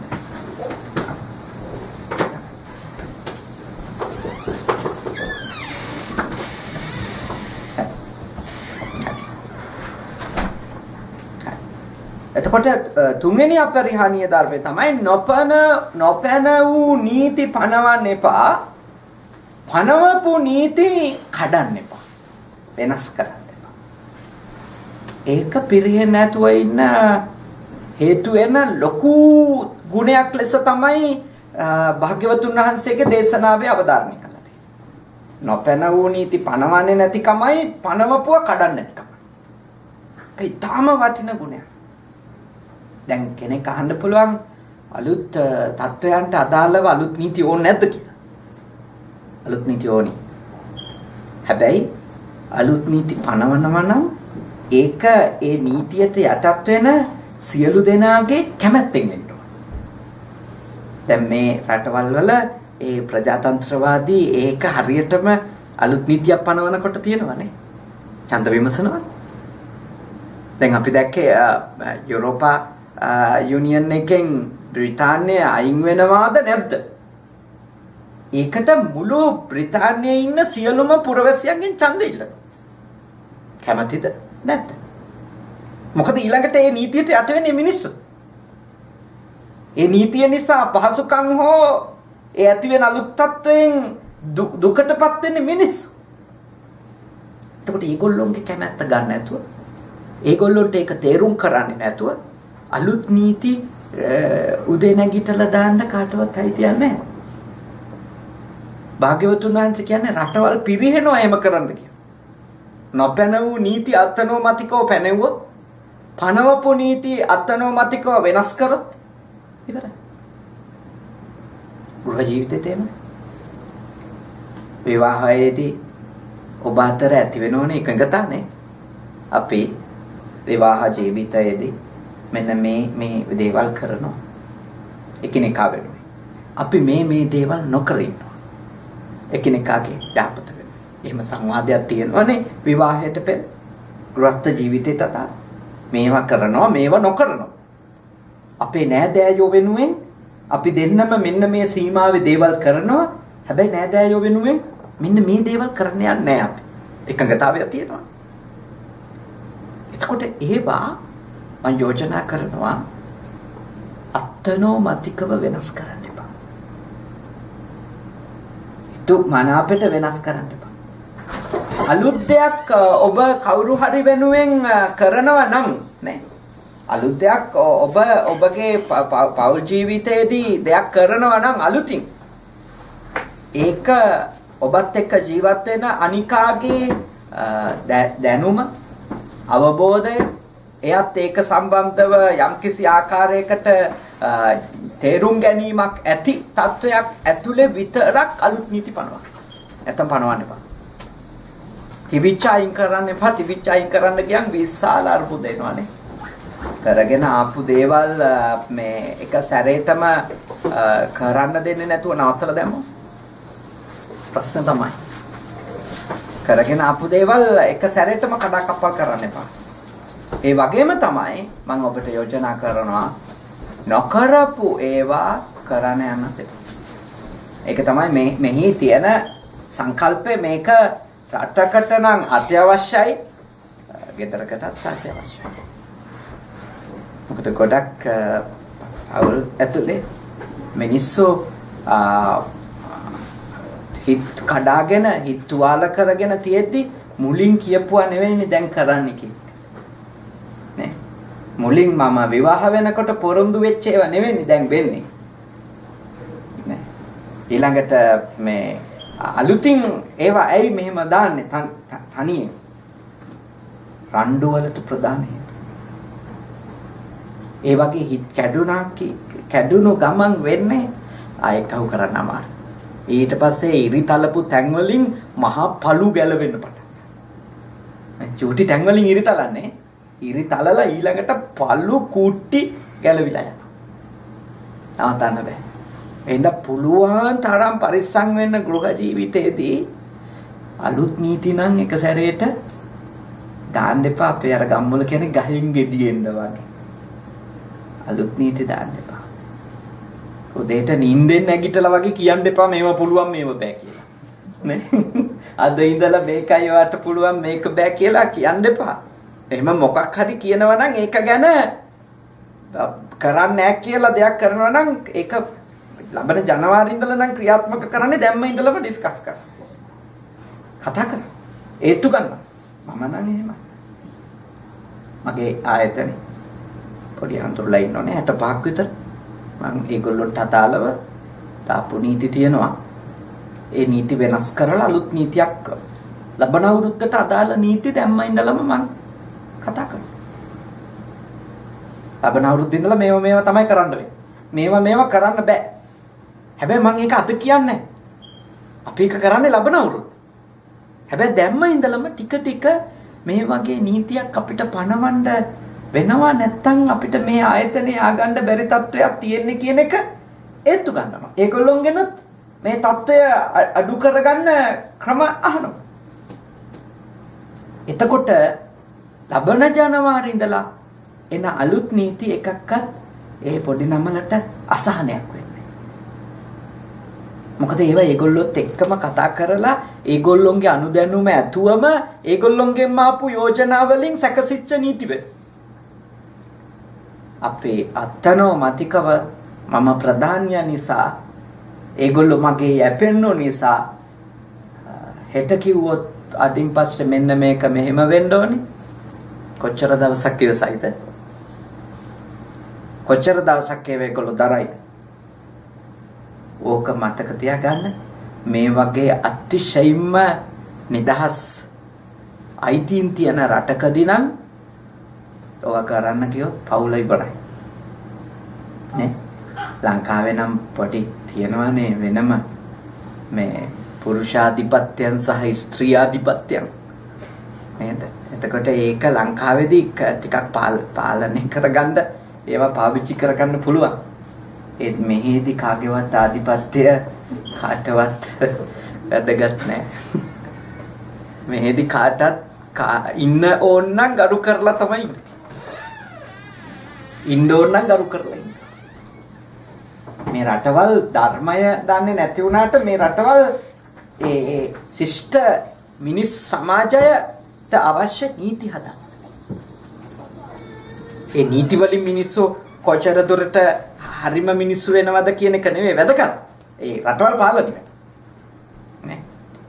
හොඳම මිනිහෙක් මේක නිර්මාණය වෙන්නේ නැහැ. මොකද මෙහෙදි නෝනට අතක්වත් උස්සන්නේ නැති අය කටුනායක එයාපෝට් එකෙන් බැස්ස ගමන් කනට ගහන්නත් පුළුවන්. මොකද ඒක විය හැකි එකක්. මෙහෙදි අත උස්සන්නේ නැහැ. මෙහෙදි අත උස්සන්නේ නැති බයට. එතකොට ඒ නිසා මම යෝජනා කරන්නේ ඔබට භාග්‍යවතුන් වහන්සේ බලන්න කොච්චර මම මේ කාරණා කියලා දුන්නම එක ළමයෙක් මට කිව්වා මේ තරුණ ළමයෙක් එයා මට කිව්වා අපේ භාග්‍යවතුන් වහන්සේ සායනාන්ත හරි ස්මාර්ට් නේද කියලා. කොච්චර ස්මාර්ට්ද මේවා හිතපු එක කියලා. කොච්චර ලස්සනට හිතලාද. හැම ප්‍රශ්නයක්ම බුදුහාඳුරුවෝ හිතලානේ කියලා. ඒක ඇත්ත. සෑම ලෞකික ප්‍රශ්නයක් ගැනම උන්වහන්සේගේ ඥානය විශිෂ්ටයි. ඒ ඥානයට සමකල හැකි ඥානයක් නැහැ. සියලුම ලෞකික ප්‍රශ්න වලට උත්තර තියෙනවා. ඊළඟට සංසාරික ප්‍රශ්න. මොකද මේවා ලියාගෙන යන එක්කෙනාට තමයි සාමකාමී මනසක් තියෙන්නේ. ධර්මයක් පුහුණු වෙන්න පුළුවන්. දැන් මේ ගේ ඇතුලේ ගිනි අරන් ඉන්න ඇට බණ ඇහුවට වැඩක් නැහැ නේ. ඒව නිකන් පේන් කිලස් නේ. බණහනෝ පැයක් වේදනානාශකයක් විදියට. නේ? අපි ගන්නෙ මේ එක ප්‍රතිවර්ගනේ. පැයක් දෙකක් ඔක්කොම ටික මේ සමාන වෙලා යනවා. හැබැයි ආපහු ඊට පහුවෙන්දට වැඩි පටන් ගන්නවා. ධර්මයේ හරි පුහුණු වෙන්න නම් හරියට යාගේ පරිසරය තාම යහපත් වෙනවා. ඊටාම යහපත් වෙනවා. ඒකටයි මම යෝජනා කරන්නේ. ගෙදර රටක, ගෙදරක ආයතනික සාමකාමීත්වය පවත්වා ගැනීම සඳහා ජයග්‍රහණ ලබා ගැනීම සඳහා අලුත් නීති පනවන්න යන්න එපා. අතනෝමතිකව තියෙන නීති වෙනස් කරන්න යන්න එපා. තිබිච්ච සමගියත් කඩන් වැටේ, නැති අසමගියක් ඇති වෙයි. තිබිච්ච සමගියත් කඩන් වැටේ, නැති අසමගියක් අලුතින් සංවර්ධනය වෙලා. ඒ ගන්න තීන්දුව හරිම බුද්ධිමත් විදියට වැඩ කරනවා. හරිම බුද්ධිමත්. හතරවෙනි අපරිහානීය ධර්මය. භාග්‍යවතුන් වහන්සේ දේශනා කළා මේ වැඩිහිටි ලිච්ඡවීන්ට ඒ රටට අදාළවනේ මේක කිව්වේ. වැඩිහිටි ලිච්ඡවීන්ට සමාන ණය ඒ කියන්නේ ගරු කරන්න, සමාන කරන්න, බුහුමන් කරන්න, වටිනකමක් දෙන්න. ඉතින් ඒක මේ ඔබගේ ගෘහයත් මේ ඔබගේ ආයතනෙත් තියෙන ඕනි එකක් නේ. වැඩිහිටියා කියන්නේ අත්දැකීම් බහුල කෙනා. වැඩිහිටියානේ අත්දැකීම් බහුල කෙනා. එයාගේ දැනුම අපේ දැනුමට වඩා හැමතිස්සෙම පොඩ්ඩක් හරි ඉස්සරහින් තියෙනවා. යම් විෂයන් වල. කොටිම ජීවිතේ. දැන් මගේ මවගේ දැනුම මගේ දැනුමත් එක්ක සමානව ගත්තම උපාධි වලින් අධ්‍යාපනයෙන් ලබාගත්තු දැනුමේදී මවගේ දැනුම අඩුයි. හැබැයි ඇය අවුරුදු 60ක් මේ ලෝකේ ජීවත් වෙලා ලබලා තියෙන දැනුම 36 ඉන්න මගේ දැනුම නෙමෙයි. එතකොට මං හැමතිස්සෙම මගේ මව් ගැන එයාගේ අවබෝධය ගැන ගරුත්වයක් තියෙනවා. ගරුත්වයක්. එයාට ගරු කරනවා කියන්නේ එයාගේ අවබෝධයට, එයාගේ කැපකිරීම වලට. මොකද කොටින්ම කියනවා නම් වැඩිහිටියන්ට ගරු කිරීම කියන්නේ මුලට ආදරය කිරීම. මුලටනේ. අපි මොකක් හරි ගහක තියෙන ගෙඩි ගැන ආඩම්බරෙන් කතා කරනවා නම් හරි රහ ගෙඩි තියෙන්නේ මේකේ. මේකේ මල් පිපුණන් හරි ලස්සනයි. ඒව අපි කියනම නම් අපි ඉස්සෙල්ලා මේ ගහේ මුලට තමයි කර කරන්නේ. මුලට. මොකද ඒ මුල කුණු වෙච්ච එකක් වුණා නම්, ඒ මුල නරක එකක් වුණා නම් මේ වගේ හොඳ ඵල එන්න විදියක් නෑ. මේ වගේ ලස්සන මල් පිපෙන්න විදියක් නෑ. ඒක ගෘහස්ත ඔබට හරි වැදගත් සංකල්පයක්. හරි වැදගත්. දැන් ගොඩාක් අය හරි සතුටින් පිළිගන්නවා මට හොඳ සැමියෙක් හම්බෙලා තියෙනවා. මට හොඳ බිරිඳක් හම්බෙලා තියෙනවා. පිළිගන්නවා. නේ? කියනවා ඔබ වැනි කෙනෙක් මට හමු වෙච්ච එක ජීවිතේ මං කරපු පිංක්. හැබැයි ඒක එහෙම වුණත් ඒ තාම හොඳ සැමියාගේ අම්මා සහ තාත්තා ගැන ඉන්න අදහස ඒක නෙමෙයි. මටම පුදුමයි ඔයා වගේ කෙනෙක් ඔය ගෙදර ඉපදුනේ කොහොමද කියලා. ඒ කියන්නේ යා මුල පිළිගන්නේ නැහැ. මුලට පොරෝපාරක් දෙන ගමන් තමයි ගෙඩිගෙන වර්ණනා කරන්නේ. මුලට උණු වතුර වක් කරන ගමන් මේ එයා මල් ගැන හොඳ කතා පවත්වනවා. ඒගොල්ලන්ට අවශ්‍ය නැහැ. ඒගොල්ලන්ට හිස්ටරි එකකුත් නැහැ, ඒගොල්ලන්ට ෆියුචර් එකකුත් නැහැ. නේ. ඒගොල්ලන්ට හොඳ අතීතයක් උරුම වෙන්නෙත් නැහැ. ඒගොල්ලන්ට හොඳ අනාගතයක් උරුම වෙන්නෙත් නැහැ. ඔබ කාට හරි වර්තමානයේ ඔබට ලැබිච්ච වටිනම දෙයකට ඔබ හරියට ආදරෙන් කැමැත්තෙන් ඉන්නවා නම් ඒක උපත්වපු අයට ගරු කරන්න. අපේ වර්තමාන රටට අපි ආදරය කරනවා නම් අපි ඒ රටේ පැරණි පුරවැසියන්ට ගරු කරන්න ඕන මේ රට මෙහෙම රැකලා දුන්නට.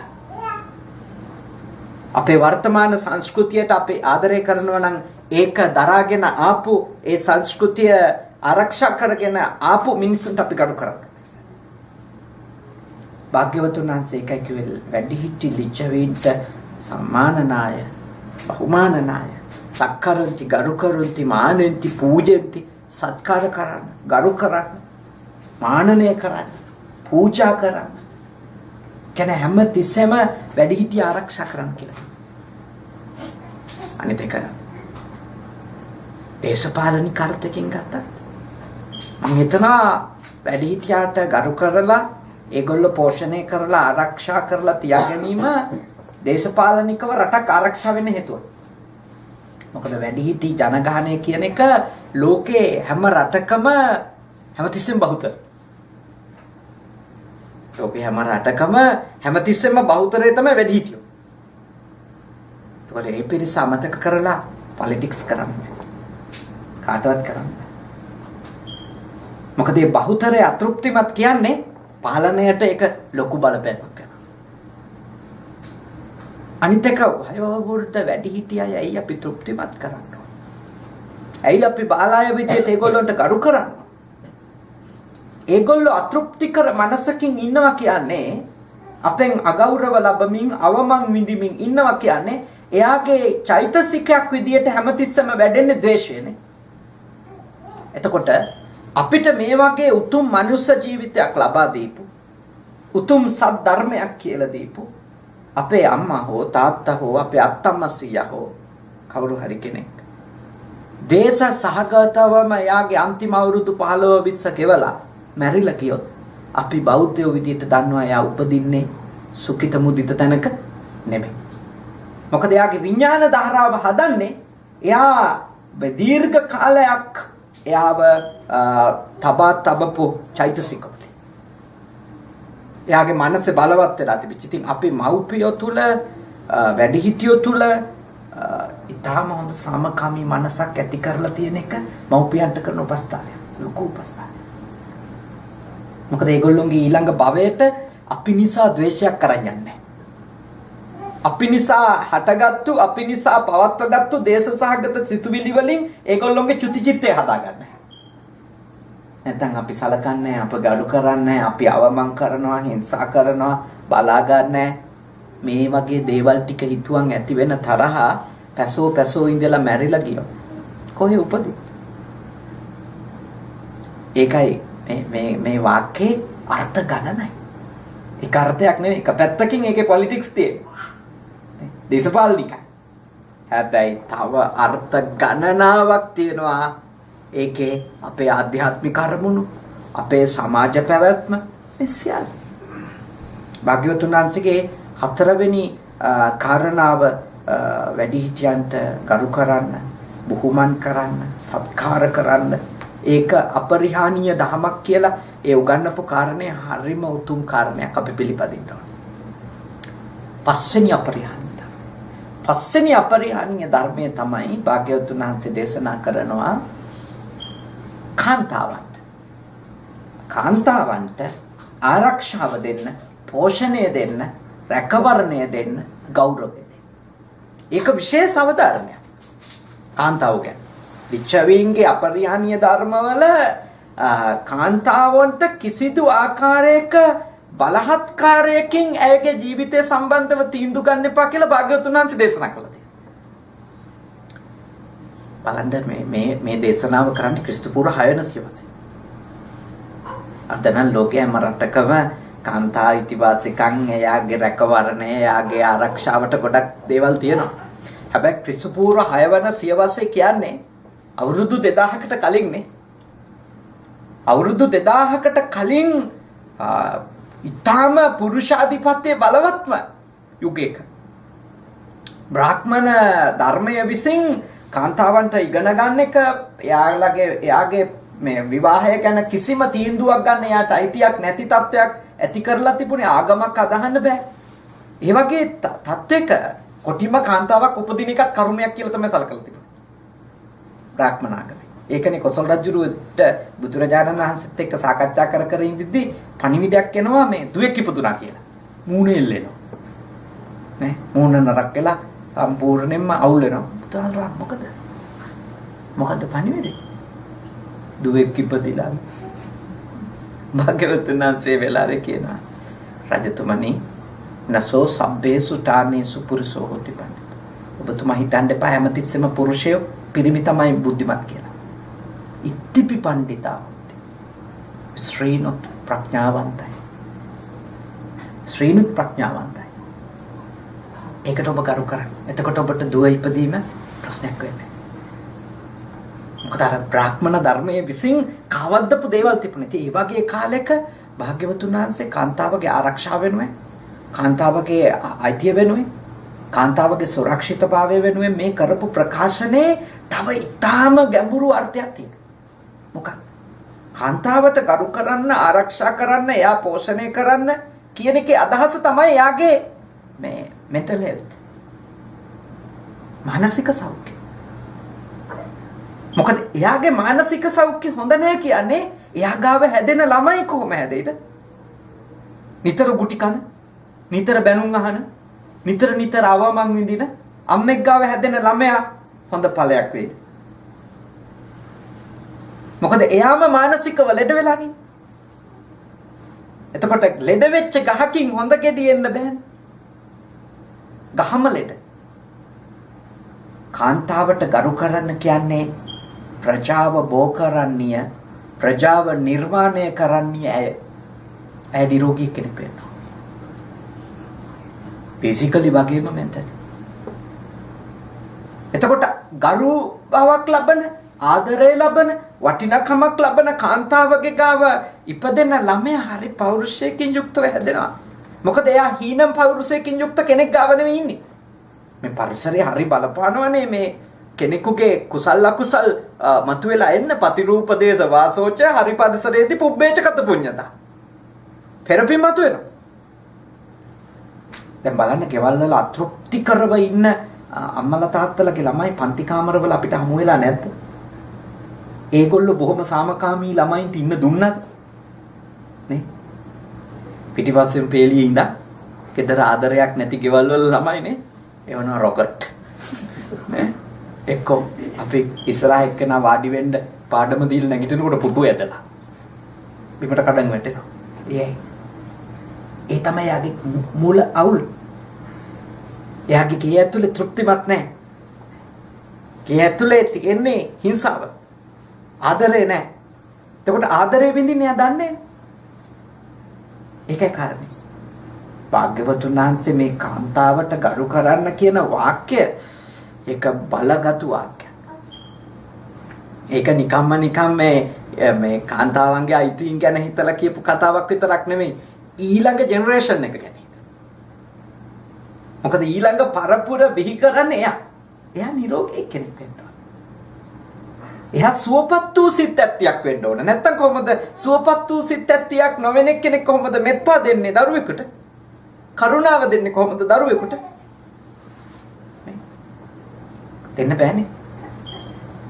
දැන් අපි අහන්නේ ප්‍රවෘත්තිවල හිතා මතාම මේ දවස්වලනේ වාහනවල තියලා ගියපු ළමයි රස්නෙට වාහනේම මැරෙනවා.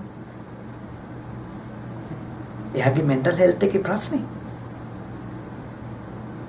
යා හොඳ මානසික සෞඛ්‍යයක gedara තෘප්තිමත් කාන්තාවක් නම් කවදාවත් එයාගේ ඵලය එහෙම අවුවේ කර වෙලා මැරෙන්න දාලා යනවද වාහනස්? ඒකයි ඒගොල්ලන්ට අනුකම්පා කරනවා. ඒගොල්ලෝ එතෙන්ටපත් වෙන හේතු තියෙනවා. ඒගොල්ලන්ට දඬුවම් දෙන එක වෙනම කාරණයක්. ඒක නෛතික කාරණයක්. හැබැයි අපි බලන්න ඕනි ඇයි එහෙම වෙන්නේ? දැන් ලංකාවේ ගඟට දැම්මා කියනකොටනේ දරුවෙක් කොච්චර බනිනවද? වෙනස. පව් කාර්යය කාට හරි දෙන්න තිබුණානේ. ඒ වගේ කතා කියන්න පුළුවන්. ඒ කාන්තාවක් තමන්ගේ කුසින් ඉපදිච්ච ළමයා ගඟට දාන තැනට හෝ වැසිකිලි වලට දාන තැනටපත් වෙනවා නම් ඇය එතෙන්ටපත් කරපු හේතු ගොඩක් ඇති ඒකතර. ඒ හේතු තියෙනවා. බුදු හිමියන් කියන්නේ හේතු බලන්න. හේතු වලට උත්තරේ හොයන්න. නැතුව ඒ தത്വයට බැනලා කෑ ගහලා පව්කාරයෝ කියලා නේද? එහෙම කීවට අපි එහෙම කියනවනේ දැක්කම අපිට දෙන්න තිබුණේ දුන්නොත් ගන්නවද? අපිට දෙන්න තිබුණා නේද? ඒ අපිට දෙන්න නෙමෙයි මේ මගේ ළමයා කණ්ඩ නැහැ කිව්වොත් බස් එකට නැග්ගම අපි කියන කුඩු ගහන්නද කොහොද පුංචි කාරන් එනවා. එහෙම සිද්ධිත් ඇති. මං කියන්නේ කවුරු හරි කරන ක්‍රියාවක තියෙනවා එයාගේ මානසික සෞඛ්‍යය. එයා හොඳ පර්සනැලිටි එකක් නැතුව නම් එයාගේ ගෙදර ඉන්නේ ඒක එයාගේ ළමයින්ට බලපානවා.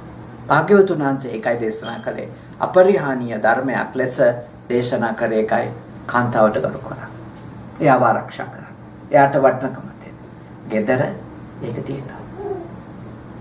ඒක මෙහි නීතියට බය වෙලා නෙවෙයි. ඒක ඔබගේ ආත්මෙන් තියෙන්න ඕනි. මොකද හේතුව ඔබේ දරුවා බිහි කරන්නේ ඇය. ඔබේ දරුවා හදන්නේ ඇය. එතකොට ඇය නිරෝගී වුණොත් උත්තර ඔබේ දරුවා නිරෝගී කෙනෙක්. ඒක හරියට මුළු තියෙන්න ඕන. ඒ ගැඹුරු අර්ථය, පළල් අර්ථ දුර බලලා දේශනා කරපො. ඊළඟ කාරණා දෙකම මම කෙටියෙන් කියනවා. ඒක මේ ආගමික කාරණා දෙක. කියනවා මේ ඇතුලේ ඉන්න රහතුන්ට, සිල්වතුන්ට, ගුණවතුන්ට, මහාන බමුණන්ට පෝෂණය දෙන්න ඕනේ, ආරක්ෂාව දෙන්න ඕනේ. රැකවරණය දෙන්න ඕනේ. ලිච්ඡවින් ඒක කරා. ඒ කියන්නේ මොකද්ද? හැම තිස්සෙම යම්කිසි රටක යම්කිසි සමාජයක පැවැත්මට මේ ස්පිරිචුවල් කණ්ඩායම් එක්ක යම්කිසි සම්බන්ධකමක් ගන්නවා. ෆැමිලි එකක මේ වගේ ආධ්‍යාත්මික කණ්ඩායම් එක්ක සම්බන්ධකම් තියා ගන්නවා. ආධ්‍යාත්මික කණ්ඩායම් වලට වටිනකම පෞල් සංස්ථාව ඇතුලේ දෙන්න ඕනේ. අපේ බෞද්ධයෝ නම් තුනුරුවක් කරේ. තව ආගමක ඉන්න අය ඒ ආගම කෙරෙහි තියෙන නැඹුරුතාවය ඒක ඉතාම ප්‍රයෝජනවත් වෙනවා ඒ රටේ සාමයට. ඒ ගෙදර සාමයට. මොකද ඒ ආධ්‍යාත්මික පැත්ත මේ අපේ හදවත ගුණධර්ම වලින් පෝෂණය කරන ඉගැන්වීම් පැත්ත අපි ප්‍රතික්ෂේප කිරීමනේ ශ්‍රමණක් බ්‍රාහ්මනාදීන් ප්‍රතික්ෂේප කිරීම කියන්නේ. හදවත පෝෂණය කරන කාරණා මෙත්තා, කරුණා, මුදිතා වැනි උතුම් ගුණාංග ප්‍රතික්ෂේප කිරීම තමයි ධර්මයේ ප්‍රතික්ෂේප කිරීම කියන්නේ. හෝ ඒවා කියලා දෙන ගුරුවරු ප්‍රතික්ෂේප කිරීම කියන්නේ. ඒ වගේ තත්වයක් ගේක ඇති වුණොත් ඒ ගෙදර පිරිනව. ඒ ගෙදර පිරිනව ඒක අනිවාර්යයි. මොකද ආධ්‍යාත්මික පැත්ත නැති මිනිස්සු එක පැත්තයිනේ වර්ධනය කරගන්න ලෞකික පැත්ත විතරයි. ඉතින් ලෞකික පැත්තේ ගිහිල්ලා උත්තර හොයාගන්න පුළුවන් ටිකයිනේ. ලෞකික ලෝකේ විතරක් ගිහිල්ලා අපිට උත්තර හොයාගන්න පුළුවන්. එක දුරකදී උත්තර නැතුව යනවා. අන්න එතෙන්දි තමයි මොකක්ද මේකට ආධ්‍යාත්මික උත්තරේ මොකක්ද? අපිට එන අතෘප්ති, අපිට එන ප්‍රශ්න, සමාජීය ප්‍රශ්න, පුද්ගලික ප්‍රශ්න මේවට එක තැනකදී එන විශාල ගැටලුවක් උත්තරයක් නැහැ. සල්ලි වලින් උත්තරයක් නැහැ. බලයෙන් උත්තරයක් නැහැ. වෙපන් වලින් උත්තරයක් නැහැ. නේ? ලොකු දේවල් හදාගෙන තිනු ඒත් උත්තරයක් නැහැ. ඒව පත්තු කරතොත් එහෙම ඒගොල්ලොත් ඉවරයි. නේ? දැන් ඔය ලෝකේ තියෙන්නේ බල කඳවුරුනේ. මේ ඉතින් ලොකු වෙපන් හදන් ඉන්නවා. ඉරානෙත් හදන් ඉන්නවා. ඉතින් හදන් ඉන්න පුළුවන්. පත්තු කරගත්තොත් මොකද වෙන්නේ? ඒගොල්ලොත් ඉවරයි, අපිත් ඉවරයි. නේ? පත්තු කරපු මිනිහත් ඉවරයි, උණ්ඩ වැදිච්ච මිනිහත් ඉවරයි. දෙගොල්ලම ඉවරයි. දැන් මේ බලය තුලණය වෙන්න ඒවා හොඳ ක්‍රම වෙන්න පුළුවන්. ඒත් ප්‍රශ්නේ විසඳන්න නම් ඒවා හොඳ ක්‍රම නෙමෙයි. ඒවා తాවකාලික උත්තර සියල්ලෝ විනාශ වෙනවා. මොකද දැන් නිකන් හිතන්න මෙහෙම ගිහිල්ලා අපි දැන් ලෝක යුද්ධ කීයක් තිබුණද? දෙකක් තුනක් තිබුණා. අපි කියමුකෝ තුනක් තිබුණා කියලා. අපි හතරවෙනි එක කරා කියමුකෝ. දැන් තියෙනවයි පස්වෙනි එක කරන්න වෙන්නේ ආයෙ දුනු ඊතල වලින්. කවුරුකත් ඉතුරු වෙන්නේ නැහැ. දැන් තියෙන ආයුධ වලින් අපි කරොත් එහෙම හතරවෙනි එක අනිවාර්යෙන්ම ඊළඟ එක දුනු ඊතල වලින් තමයි කරන්න වෙන්නේ. මොකද මේ මුළු ශිෂ්ටාචාරෙම ඉවර වෙලා ගිහිල්ලා අලුත් ශිෂ්ටාචාරයක් හැදිලා නේ. ඒ ශිෂ්ටාචාරෙදී ආපහු ගල් යුගයේ කට්ටියට තමයි දුනු ඊතල වලින් තමයි යුද්ධ කර ඉන්න වෙන්නේ. මේ මුකුත් වෙපන් පාවිච්චි කරන්න වෙන්නේ. ඒද භෞතික දේවල් වල විතරක් රටකට උත්තර නැහැ. රටක් රැකෙන්න, රටක් පිරිහෙන්න නැති වෙන්න ආධ්‍යාත්මික පැත්තක් ඕනේ. හැම රටකටම ඕනේ. ඒකයි මේ ජාතීන් පව අද ටික භාවනාවනේ, විදර්ශනාව, සමතය මේගොල්ලෝ දැන් ටික හොයනවා. අපිට වඩා ලංකාවේ උනත් මේ අපේ භාවනා සෙන්ටර්ස් වල ඉන්නේ ඇමරිකාවෙන් ආපු අය, ජර්මනියෙන් ආපු අය, ප්‍රංශෙන් ආපු අය නේ, රිට්‍රීට් වලට බන්තේ ගුණරතනගේ ස්ථානේනේ මහාන වෙලා ඉන්නේ. ලංකාවෙන් ඇමරිකාවට ආපු අය නෙමෙයි. මොකද හේතුව ඒ ආධ්‍යාත්මික පැත්ත අද අවශ්‍යයි. ඒක ගෙදරක් තියාගන්න. ගෙදර ඔබලා තරුණ අය වුණාට කොච්චර වැඩ කටයුතු තිබුණා. උදේට හවසට බුදුහාඳුරුන්ට පහනපත්තු කරන එක, මලක් පූජා කරන එක අඩුම දවසට එක සැරයක්වත් නවත්තන්න එපා. බුදුහාඳුරුන්ට පැන් කෝප්පයක් තියෙන එක. ඒක නවත්තන්න එපා. ඒව ටිකටම කරගෙන යන්න. ඒව හරි ප්‍රයෝජනයි.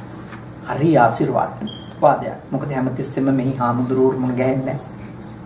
හැබැයි බුදු පිළිමයක් තියාගෙන අපි මේ සංකේතයට කරන ගරුත්වය කියන්නේ අපේ චෛතසිකය තුළ අපි අඛණ්ඩව ශ්‍රද්ධාව ජීවත් වෙනවා. ධර්මයේ තුල ආධ්‍යාත්මික පැත්ත අපි පිළිගන්න තැනට අපේ මනස තෙතමනයක් හැදීම. ඒකයි අපි නිතර ඒ කටයුතු කරන්න ඕන. ඒ හින්දා මේ වගේ අවුරුද්දකට සැරයක් දෙසරයක් මේ වගේ ආගමික කටයුත්තක් කරන එක පුළුවන් වෙලාවට තියෙන පන්සල් වලට ආගමික ස්ථාන වලට ගිහිල්ලෙන එක ඒවා ෆැමිලි එක පිටින්ම කරන්න. ඒවා අවශ්‍යයි. රටක් නොපිරෙන්නේ ඒක හේතුවක් කියලා භාග්‍යවතුන් වහන්සේ දේශනා. ඊළඟ අන්තිම කාරණේ තමයි හත්වෙනි අපරිහානීය ධර්මය තමයි මේ පිටතින් එන රහතුන්ට ආරක්ෂාව ආහාර පාන සලසනවා. පිටතින් එන රහතුන්ට ආරක්ෂාව අවස්ථා පහසුකම් සලසන. මොකද්ද කියන්නේ? ඒක ගැඹුරු දාර්ශනික අර්ථයට ගියොත් විදේශ රටවල් වලින් එන මේ රටට එන ස්කොලර්ස්ලාට අවස්ථාවක් දෙනවා කියන්නේ මේ රටේ බුද්ධිමය සම්පත ඊටම දියුනේ. මේ රටේ ඒ ආරක්ෂාව සැලසෙන තැනක් වුණාම බුද්ධිමතුන්ගෙන් පිරිච්ච සමාජයක සාමය ගොඩනගන එක එච්චර අමාරු වෙන්නේ නැහැ. රහතුන් වහන්සේලා කිව්වේ එවකට හිටපු ප්‍රඥාවේ උපරිමයිනේ. එතකොට යම්කිසි රටකට රහතුන් වහන්සේලාට එන්න දොර විවෘත කළා නම් ඒ අත්ව වෙනුවෙන් ආරක්ෂාව ආහාර පාන පහසුකම් සපයලා නම් ඒ රට තුල නිතර ප්‍රඥාවන්ත බුද්ධිමත් පිරිසක් ගැවසෙනකොට පාලනය කොච්චර ලේසිද? බුද්ධිමතුන් ඉන්න තැන තීන්දුව ගන්න එක කොච්චර පහසුද?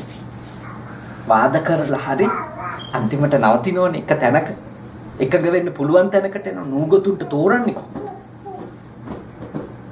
දැන් ගොඩක් අය හිතනවා මේ සමහරුන්ට දොරවල් වහලා දාන්න. ඒ දොරවල් වැහිම කියන්නේ අපේ ප්‍රඥාව පුළුල් වෙන එක නවත්තාගෙන. ඒ නිසා අපි අපේ කල්යාණ මිත්‍රයෝ අපේ සමීපතමයින්ට අපි විශේෂයෙන්ම දොර අරින්න ඕනේ අපි ගාවට එන බුද්ධිමත් පිරිසට. ප්‍රඥාවන්තයින්ට, නැනවතුන්ට අපේ ගෙවල් වල දොර ඇරෙන්න ඕනේ. මොකද ඒගොල්ලෝ නිසා අපි පෝෂණය අපිට අලුත් පාරවල් පේනවා. අපි නොහිතපුවා හිතන්න පටන් ගන්නවා. නොදැනගත්තුවා දැනගන්න පටන් ගන්නවා. මේ ආගමික ගුරුවරු රහතුන් වහන්සේලා ආරක්ෂා කරන්න කියලා කිව්වේ නිකන් අර්ථකින් නෙමෙයි.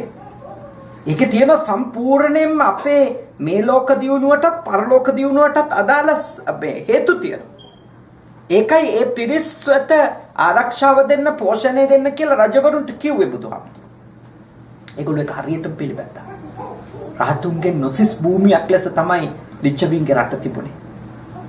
ඒ හින්දා ඒ රට බොහොම අනාරක්ෂිත වෙලාවල් වලත් ඒගොල්ලෝ ආරක්ෂාවට ලක් වුණා. ඒ උත්තම යුද්ධ නිසා උදාහරණයක් විදිහට ගත්තොත් අර ඊටාම මේ නරක තුම්බිය ආපු වෙලාවේ මහරහතුන් වහන්සේලාගේ ගුණ කියන්නේ සෝතාපන්න වෙච්ච උත්තමයින්ගේ ගුණ කියන්නේ මුළු රට පුරාම පිරිත් පැන් ඉන්නේ. ආනන්ද තෙරුන් වහන්සේ ආරක්ෂාවක් ආශිර්වාදයක්. ඒ හින්දා මේ කරුණු හතම ඔබේ ගෙදරට අදාළයි. ඔබ හැමදෙනාගේම ගෘහ ජීවිතයට අදාළයි. ඒ වගේම සමාජ ජීවිතයට අදාළයි. කණ්ඩායමක් එක්ක ඉන්නකොට මේවා තියාගන්න ඕන. මේ ගුණ හත මේවා ගුණ හතක් ඇත්තටම නීති නෙමෙයි මේවානේ. ගුණ හතක්. මේ ගුණ හත ඔබ වඩන්න කියලා මම යෝජනා කරනවා. නිතර හමු වෙන්න. සමගියෙන් හමු වෙලා සමගියෙන් කතා කරලා සමගියෙන් විසිර යන්න. දෙවෙනි ගුණය. තුන්වෙනි ගුණය නොපැන වූ නීති පනවන්න එපා. පනවපු අත්නෝමතිකව අයින් කරන්න එපා. හතරවෙනි එක වැඩිහිටියන්ට සලකන්න. පස්වෙනි එක කාන්තාවන්ට සලකන්න ගරු කරන්න. ආරක්ෂා කරන්න වටිනකමක් දෙන්න. හයවෙනි එක රට අභ්‍යන්තරයේ සිටින ආධ්‍යාත්මික නායකයින්ට තමන් සමීපයේ සිටින අයට අවස්ථාව දෙන්න, ආරක්ෂාව දෙන්න, සලකන්න, ඒගොල්ලෝ ඇසුරු කරන්න, ඒගොල්ලොන්ගෙන් යමක් ගන්න ඔබේ ජීවිතේට. ඊළඟට බැහැරින් එන ආධ්‍යාත්මික අයටත් බුද්ධිමතුන්ට බැහැරින් එන වෙන රටවල් වලින් වෙන පළාත් වලින් එන බුද්ධිමතුන්ගෙත් ඇසුර ලබන්න. ඒගොල්ලොන්ට ගරු කරන්න, ආරක්ෂාව දෙන්න. මේ හතම ඔබේ ජීවිතේ ಗುಣ හතක් විදියට වැඩුවොත් ඔබේ මේ ලෝක ජීවිතය අතිශයින් සාර්ථකයි. සංසාර ගමනටත් කිසි බයක් වෙන්න දෙයක් නැහැ. අර භෞතික පැත්ත සාර්ථක කරගන්න ගමන් ආධ්‍යාත්මික පැත්තත් අපි හදාගෙන තියෙනවා. ඒ හින්දා ඊටාම ශ්‍රද්ධාවෙන් ඔබ මං හිතනවා පැයකට අධික වෙලාවක් මේ දේශනාව අහන් හිටියා. අපරිහානීය ධර්ම හතක් ඉගෙන ගත්තා. ඊටාම හොඳ කුසල් සිතුවිලි වලින් හෝරාවකට අධික කාලයක් ගත කළා. රැස් කරගත්ත සියලුම පින් රෂාන් මහත්මයාගේ නමින් මියගිය ආදරණීය පියාණන් වහන්සේ අජන්ත දිනමිත්‍ර මහත්මාණන් ඇතුළු ඔබ හැම දෙනාගේම නමින් මියගිය මව් පාර්ශවවල, පිය පාර්ශවවල සියලු නෑයෝ මේ පින් අත්කර ගනිත්වා, සුවපත් වෙත්වා, සැපවත් වෙත්වා. මේ ගෞතම බුද්ධ ශාසනය තුලම අපේ ඥාතිවරු නිවන් දකිත්වා කියලා සාදු. දෙවිවරු පින් අනුමෝදන් වේවා. උතුම් දෙවිවරුන්ගේ ආශිර්වාදය, ආරක්ෂාව රෂාන් මාධවී කියන මේ නිවස ජීවත් වෙන තරුණ මහත්මයා මහත්මීන් දෙපළට, හසික ටිලානි කියන මේ පවුලේ සහෝදර යා සහායම සොහොයුරියට, ඒ දෙපළට, ඒ වගේම ඔබ හැම දෙනාගේම මව්වරුන්ට, පියවරුන්ට, ඥාතීන්ට, කල්යාණ මිත්‍රයින්ට මේ පින්කමට උපකාර වෙච්ච, ආශිර්වාද වෙච්ච හැමෝටම සියලු දෙවියන්ගේ ආශිර්වාද ලැබේවා. පින් අනුමෝදන් වන දෙවියෝ සුවපත් වේවා, සැපවත් වේවා, ධර්මාවබෝධයටපත් වේවා. උතුම් චතුරාර්ය සත්‍ය අවබෝධ කරගෙන දෙවිවරුත් නිවන් දකිත්වා කියලා සාදු කියන්න. අවසාන වශයෙන් ඔබ අප හැම දෙනාට, දෙවි දේවතාවුන් වහන්සේලාට, මියගිය සියලුම නෑයන්ට උපදින හැම භවයකම කල්යාණ මිත්‍ර ඇසුර ලැබේවා, සත්පුරුෂ සේවනය ලැබේවා. මේ ගෞතම බුද්ධ ශාසනය තුලම දුකින් නිදහස් වෙන්න, නිවන් අවබෝධ කරගන්න මේ පින්කම පාරමිතාවක් වේවා වේවා. ආකාසට්ඨා ච බුම්මට්ඨා දේවා නාග මහිත්‍තිකා පුඤ්ඤාන්තං අනුමෝදිත්වා චිරන් රක්칸තු ශාසනං. ආකාසට්ඨා ච බුම්මට්ඨා දේවා නාග මහිත්‍තිකා පුඤ්ඤාන්තං අනුමෝදිත්වා චිරන් රක්칸තු දේශනං. ආකාසට්ඨා ච බුම්මට්ඨා දේවා නාග මහිත්‍තිකා පුඤ්ඤාන්තං අනුමෝදිත්වා චිරන් රක්칸තු මම් පරන්ති. ඉදම්මේ ඥාතිනං හෝතු සුඛිතා හොන්තු ඥාතයෝ. ඉදම්මේ ඥාතිනං හෝතු සුඛිතා හොන්තු ඥාතයෝ. ඉදම්මේ ඥාතිනං හෝතු සුඛිතා හොන්තු ඥාතයෝ. වන්දනා කරා. අභිවාදන සීලස්ස නිච්ඡං වත්තා පචායිනෝ චතරෝ ධම්මා වඩ්ඩಂತಿ. ආයුවන්නෝ සුඛං බලං ආයුරාෝග්‍ය සම්පatti සග්ග සම්පatti මේවච අතෝ නිබ්බාන සම්පatti මිනාතේ සමිච්ඡතු. හැමෝටම තුනුරුවන් සරණින් සියලු යහපත උදා වේවා.